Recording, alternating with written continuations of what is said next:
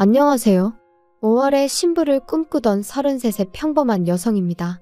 여자라면 다들 자기 결혼식에 대한 나름의 환상이란 게 있지 않나요? 저도 그랬어요.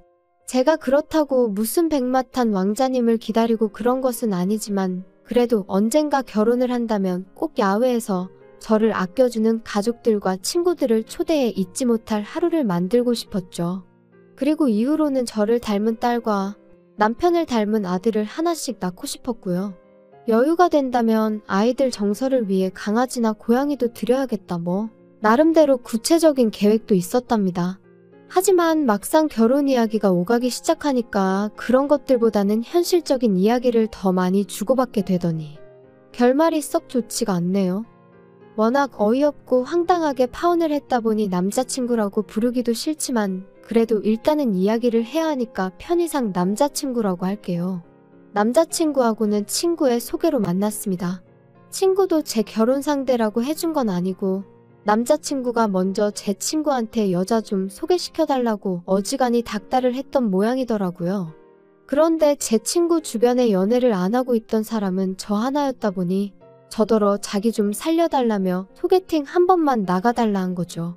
참고로 제 친구랑 남자친구는 지인관계이기도 했지만 일적으로도 얽혀 있었고 남자친구 쪽이 갑, 제 친구 쪽이 을인 상황이었어요.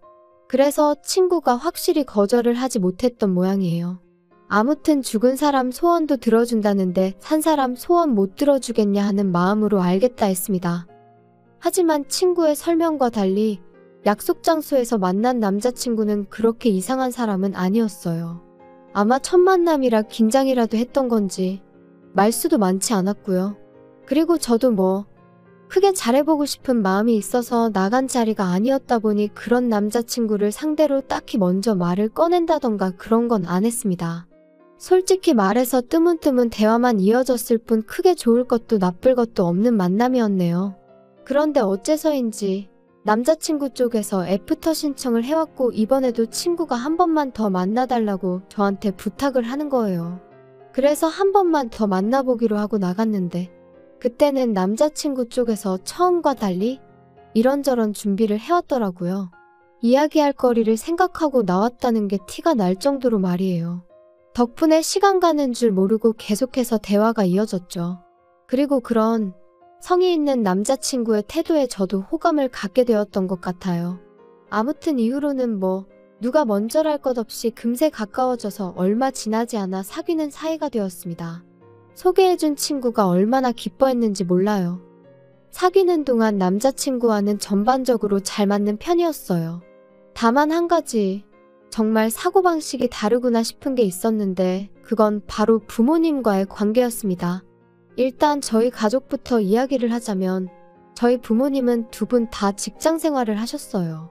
그래서 제가 어렸을 땐 할머니가 저를 키워주셨고 중학교에 들어간 이후로는 부모님이 챙겨주신 것도 있었지만 웬만한 건 제가 알아서 찾아하게 되고 그렇더라고요. 여담이지만 하교길에 비가 내리면 부모님들이 우산 들고 찾아오시는 경우가 종종 있잖아요. 처음엔 어린 마음에 그게 어찌나 부럽던지. 하지만 이내 그런 와중에도 기죽지 않고 씩씩하게 친구 우산을 얻어쓰고 집에 오기도 하고 아무튼 저는 저희 부모님 덕분에 꽤나 독립적인 성격으로 자랄 수 있었습니다. 그리고 또 한 가지 제가 저희 부모님을 보면서 멋지다고 생각하는 게 있는데요. 그건 바로 두 분 다 끝없이 무언가를 배우려고 하시고 나름대로 목표를 갖고 살아오셨다는 거예요. 그래서 두 분 다 경제적으로 여유도 있으시고 마인드도 젊으시죠? 하지만 남자친구의 부모님은 달랐습니다. 아버님은 사업을 하시다 10여 년 전 크게 실패를 하셨는데 이후로 그래도 당신이 왕년에 어디 가면 사장님 소리를 듣던 사람인데 어떻게 남의 밑에서 일을 하겠냐며 뭐가 됐든 기발한 아이디어 하나만 있으면 주변에서 투자를 받는 건 일도 아니다. 그러면 금방 다시 회사 차리고 사장 소리 듣고 사는 거다 그런 말씀만 줄기차게 하셨던 모양이더라고요. 그리고 그러다 보니 어머님께선 진작에 생활전선에 뛰어드셔야 했는데 어머님이 그전까지는 전업주부로만 사시다 보니 어디 회사를 들어가는 건 엄두도 못 내셨고 그래서 결국 공장에 다니기 시작하셨다네요. 주말에는 마트에서 시식 아르바이트를 하셨고요. 그러다 2년 전부터는 요양보호사로 하루에 매일같이 새 집에 들리신다 했는데 솔직히 듣는 내내 마음이 참으로 안 좋았어요. 미래의 제 시부모님이 되실 분들이라 생각하니까 안타깝고 속상하고 그런 것도 있었지만 답답하고 걱정스러웠거든요. 하지만 이런 배경을 알면서도 결혼을 결심한 건 일단 남자친구 자체는 나쁜 조건이 아니었어요.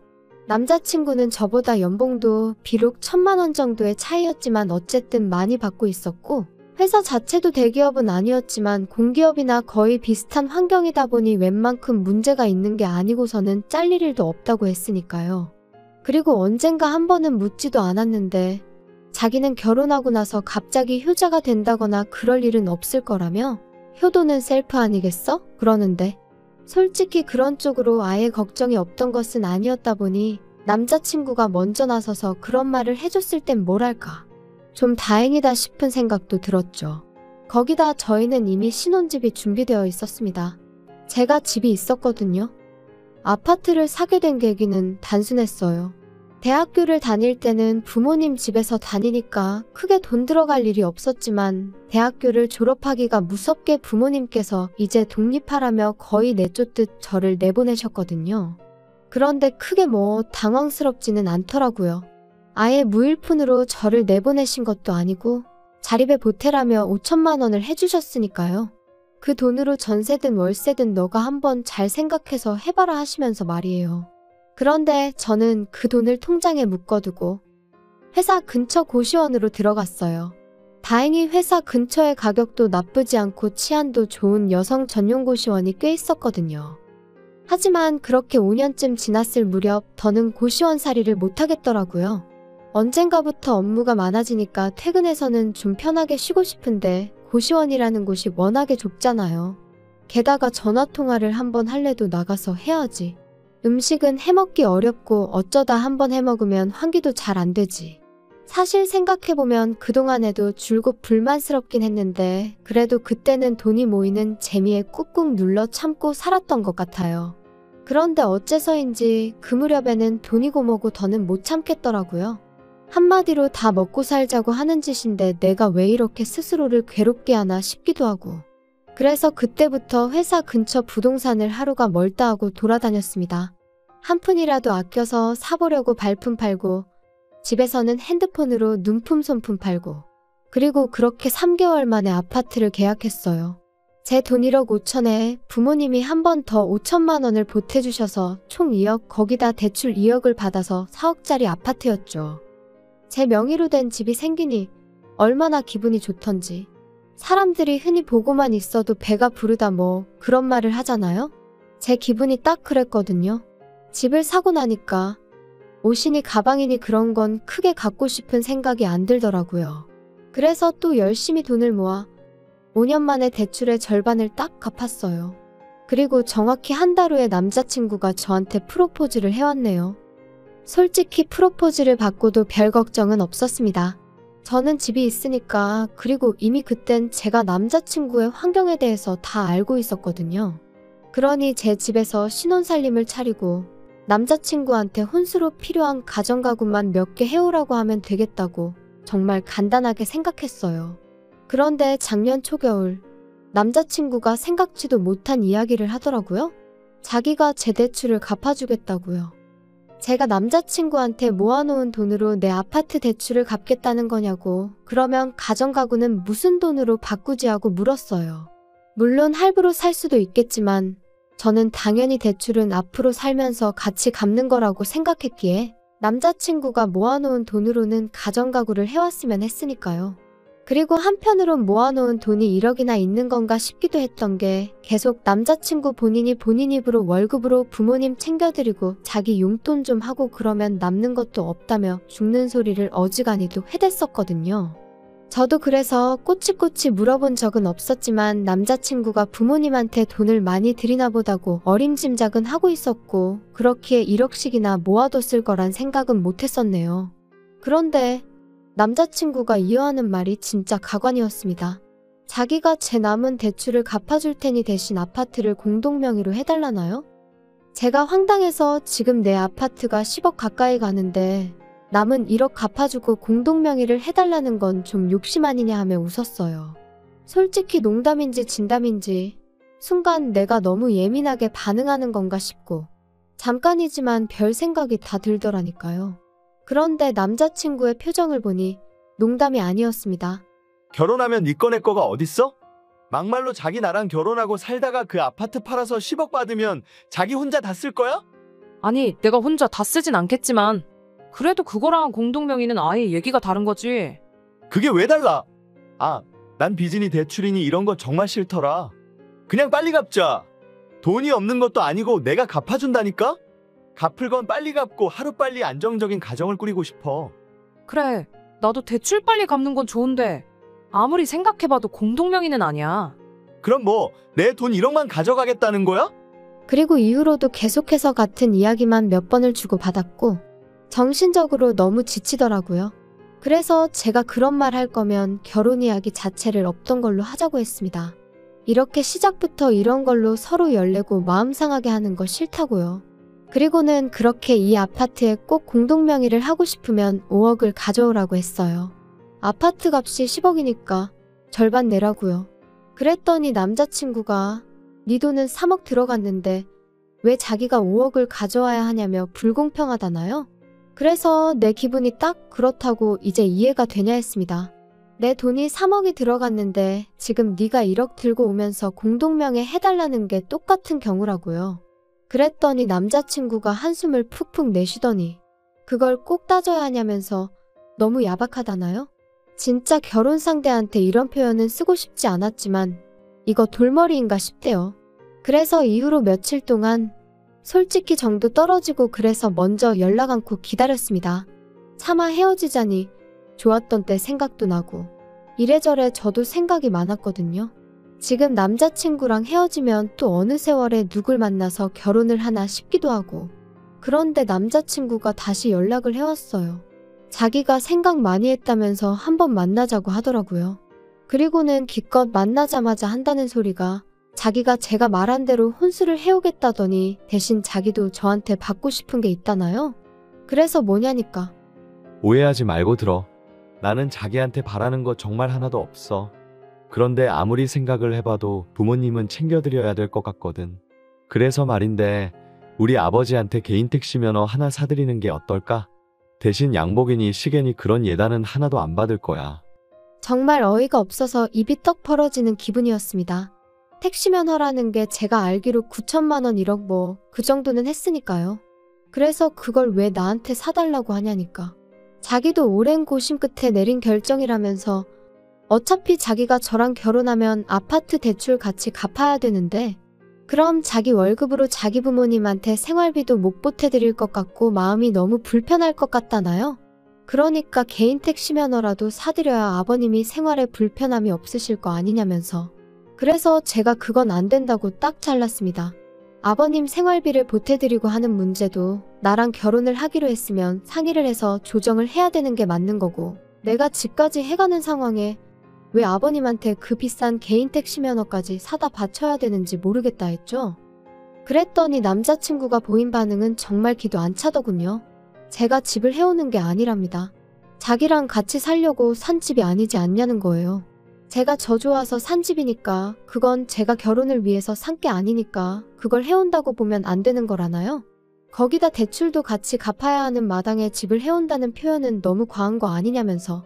어차피 제가 자기랑 결혼을 안 해도 그 대출은 저 혼자 갚았어야 되는 건데 그나마 자기가 마음을 넓게 써서 같이 갚아주기로 한 거고 그러면 저도 성의 표시는 해야 하지 않냐? 정말이지. 제가 지금 엄청나게 축약하고 순화해서 적고 있는 거지. 실제로는 더 무식하고 억지스러운 말을 골라 했답니다. 그래서 그래 맞다. 나 혼자 살아도 대출은 어차피 갚아야 하는 거다. 하지만 그렇게 치면 너도 나랑 결혼하든 어디서 살든 월세는 내고 살아야 되지 않냐? 그러니까 월세 나갈 돈으로 우리가 같이 사는 집 대출을 갚는 거라고 생각하면 되는 거 아니냐 했어요. 그랬더니 또다시 그럴 거면 공동명의를 해주던가 하고 궁시렁거리는데 내가 잘못 걸려도 단단히 잘못 걸렸구나 싶은 거죠. 그래서 제가 남자친구더러 우리 이러는 거 정말 좀스럽고 없어 보인다 그랬어요. 그리고 나는 절대로 택시 면허니 뭐니 그런 거 못 해드리니까 그게 용납이 안 되면 이쯤에서 헤어지자 했습니다. 그랬더니 남자친구가 저더러 너는 공동명의도 못 해준다. 예단으로 다른 거 다 생략하고 그 택시 면허 하나만 해오라는데 그것도 싫다. 도대체 나랑 결혼은 왜 하려고 그러냐? 그러는 거예요. 그리고 이때는 저도 마음도 너무 상했고 이렇게까지 결혼을 해야 하나 싶은 게 말 그대로 속이 쓰리더라고요. 그래서 나도 내가 너랑 왜 결혼하려고 한 건지 모르겠다 해버렸어요. 그랬더니 남자친구가 결혼하면서 손해는 하나도 안 보려고 하는 제가 너무 어이없다는데 누가 할 소리를 하나 싶대요? 그래서 남자친구한테 너야말로 어떻게든 나한테서 뭐라도 뜯어내려는 심산이 눈에 훤히 보여서 황당하고 어이없다 했습니다. 어떻게든 남겨먹을 궁리만 하는 것 같은데 내가 호구로 보이냐고요. 그랬더니 저더러 자기 인격을 모독했다며 사과하라고 개거품을 무는데 어찌나 어이가 없던지 생각할수록 분하고 우라가 치밀대요. 결혼을 한 것도 아닌데 벌써부터 돈으로 남자친구랑 말 같지도 않은 대화를 주고받아야 한다는 게 너무 피곤하기도 했죠. 솔직히 제가 정말 대단한 조건의 신부감은 아니었어도 그렇다고 싫은 소리 들어가며 결혼을 해야 할 만큼 못났다고 생각해 본 적도 없었거든요. 그래서 남자친구한테 아무래도 우리는 아닌 것 같다고 헤어지자 했습니다. 너랑 나랑 왜 이렇게 목에 핏대 세워가며 싸워야 되는지도 모르겠고 여러 가지로 안 맞는 것 같으니 이쯤에서 그만하자 했네요. 그랬더니 남자친구가 어쩌면 그렇게 바로 또 태도를 달리하던지. 야, 원래 결혼 준비 시작하면 여러 가지로 부딪힌다는 얘기 못 들어봤어? 생각 좀 해봐. 앞으로 우리 인생에 얼마나 많은 고난과 역경이 있겠어. 그런 거에 비하면 이런 다툼은 아무것도 아니라니까? 너는 정말이지 인내심이 없어도 너무 없어. 아무튼 너는 괜히 예민하게 굴지 말고 나만 믿고 따라와. 내가 하자는 대로만 하면 다 괜찮아진다니까? 어이가 없어서 내가 너 뭘 보고 따라가냐 했어요. 그리고는 너는 그냥 네가 할 길이나 가라 했습니다. 그랬더니 기껏 한다는 소리가 저더러 삐졌냐면서 어떻게 해야 마음이 풀리겠냐대요? 자기는 저 아니면 아무하고도 결혼 안 할 거라면서 말이에요. 그래서 너도 10억 가지고 오라고 했어요. 너도 10억 들고 오면 내가 너랑 결혼해주겠다고요. 그리고 결국 저희는 파혼을 했습니다. 남자친구는 끝까지 저더러 이기적이고 못됐다 했고 저는 그런 남자친구한테 나야말로 너 같은 돌대가리랑은 상종을 못하겠다 했거든요. 그런데 저와 남자친구를 소개시켜 주었던 친구가 제 파혼 소식을 듣고는 저더러 왜 그랬냐면서 저를 좀 원망하듯 말하는 거예요. 자기 입장은 신경도 안 쓰였냐면서 말이에요. 어이가 없어서 결혼은 내 일생일 때 중요한 일인데 내가 너 입장까지 생각해가면서 결정을 내렸어야 하냐고 저도 화를 냈어요. 그랬더니 어차피 살다 보면 다 그놈이 그놈이라면서 저더러 넌 너무 유난스럽다고 자기가 이런 말까지 안 하려고 했는데 모르긴 몰라도 남자친구도 제 그런 성격에 질렸을 거라대요. 어이가 없어서 그래 네 마음대로 짓거리라 하고 그 친구랑도 손절했네요. 솔직히 이혼도 아니고 파혼이라고 신경 쓸 거 없다는 사람들도 주변에 많지만 제 마음이 편하기만 한 것은 아닙니다. 적은 나이도 아니고 앞으로 어떻게 지내나 생각하면 저도 모르게 한숨도 나오고 그래요. 하지만 뭐 어쩌겠어요? 사람 사는 게 다 생각대로 되는 것도 아니고 아무튼 당분간은 남자고 연애고 결혼이고 다 모르겠고 그저 하루하루 건강하고 즐겁게 살아가는데 초점을 맞춰볼까 합니다. 언제 어디선가 제 진가를 알아봐주는 사람이 나타나주길 바라면서 말이에요. 날이 조금씩 다시 따뜻해지고 있지만 그래도 감기 조심하시고 즐거운 하루 보내시길 바랍니다.